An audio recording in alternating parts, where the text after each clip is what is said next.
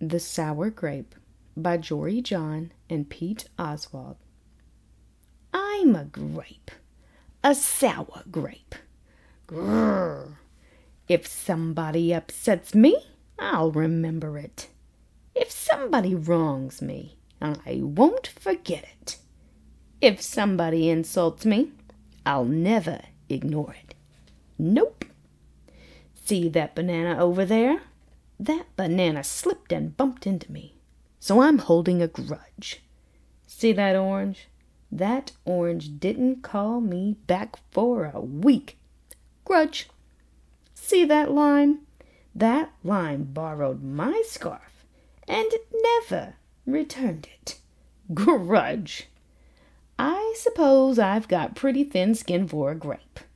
Nobody steps on this grape. Grrr. Granted, it wasn't always this way. I grew up in a close-knit bunch. There were about 3,000 of us in our little community. We were sweet to each other. You look nice today. So do you. No, you do. We all lived on a vine. Sure, it was a bit claustrophobic, especially when we were trying to get ready in the morning. Are you done in there? Come on! But my family was ripe with humor, goodwill, and warmth. We did our best with what we had. Are you gonna finish that?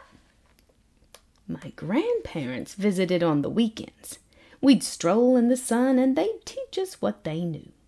They said that it takes a bunch to raise a seed. They said that good grapes roll their own way in life. They told us to be kind, forgiving, considerate, and grateful. Or grateful, my grandpa said with a wink. Above all, no matter what life throws at you, and there will be a lot, try to stay sweet, my grandma said. Indeed, we said in response.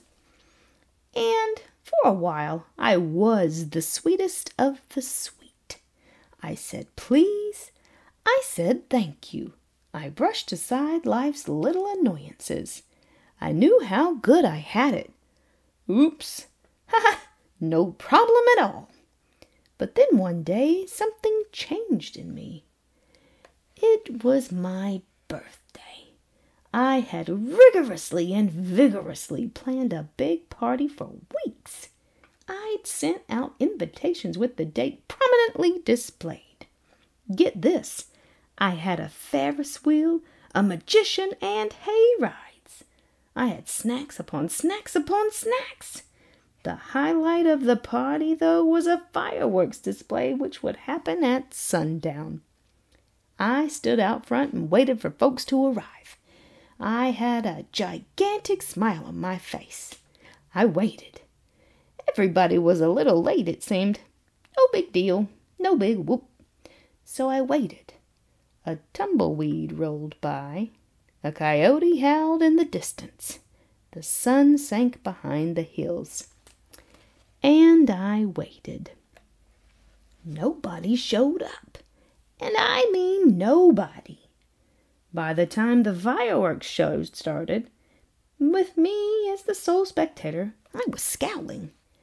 I considered everybody I'd invited and only one thought came to mind. Grudge, grudge, grudge, grudge, grudge. Grudge, grudge, grudge, grudge. After that, my personality became something else entirely. I went from a sweet grape to a bitter grape to a snappy grape. Who moved my chair? Finally, I became a sour grape. Grrr. I started holding minor grudges that eventually became major grudges. Why don't you watch where you're going? I scowled so much that my face got all squishy. You know what? Don't even bother calling me back. I took my grumpiness out on others. Are you ever going to return my scarf? And that's just how it's been. Day after day, week after week, month after month, grudge after grudge. But something happened recently that changed my thinking. I was getting ready to meet up with my friend Lenny, the only fellow I know who's as sour as I am. Lenny and I usually go to the park where we sit on a bench and rant about stuff. But just as I was heading out the door, I bumped my knee. After I bandaged myself up, I discovered I had a flat tire. Then I missed the bus, and the next bus was late. Finally, I got off at the wrong stop. By the time I arrived at the park, it was getting dark. Lenny was fuming and furious, with a frown and a furrowed forehead. His face looked all squishy. "We agreed to meet at exactly 4:00. You're 3 hours late." I tried to explain why I was so tardy, but Lenny wouldn't listen. He'd already made up his mind. He'd formed a huge grudge, and he wouldn't budge. I couldn't believe it. How unfair, I thought. How ridiculous, I thought. How similar to the way I would react. Lenny was pretty worked up. He was pacing back and forth, emitting occasional grumbles. His tone was tart. So I gave him a little space. Besides, it was nice out. I noticed the sky changing colors, the melodic chirping of the birds, the evening breeze, the buzz of the park's insects coming alive at night. I suddenly felt grateful and peaceful and calm.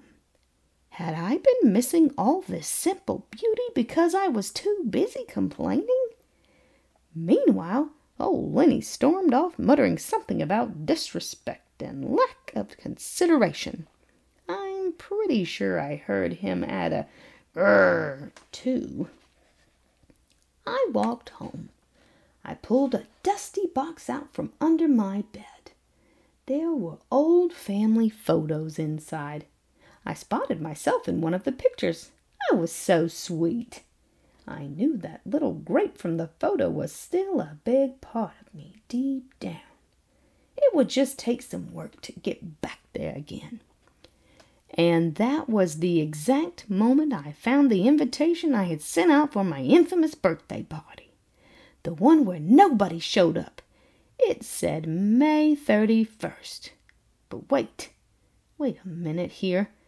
My birthday was on May 21st. Alas, I'd told everyone to come on the wrong day. It was all my fault. I realized nobody's perfect, not even me. After that day, I started noticing other things too, like how remaining sour all the time is so draining. I'd wasted so much energy holding grudges when I could have easily cleared the air if I'd felt hurt. And yes, I still get upset from time to time, but that's okay. Because now I talk, and I listen, and I work things out instead of just walking away. My sourness is fading. I'm letting go of all my grudges. And hey, it's working. Slip-ups happen. I'm just glad you're okay. Oh, thanks. That scarf looks sublime on you. Why don't you keep it? Really? You're the best.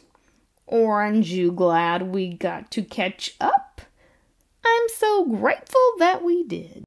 Sure, sometimes I still let out a little grrr when I'm frustrated. Like this. Grrr. But then I move on. My face is less squishy, too. Oh, and don't worry. Things are okay with Lenny again. Gosh, sorry I'm late. You must be furious. No big deal, my friend. You know what?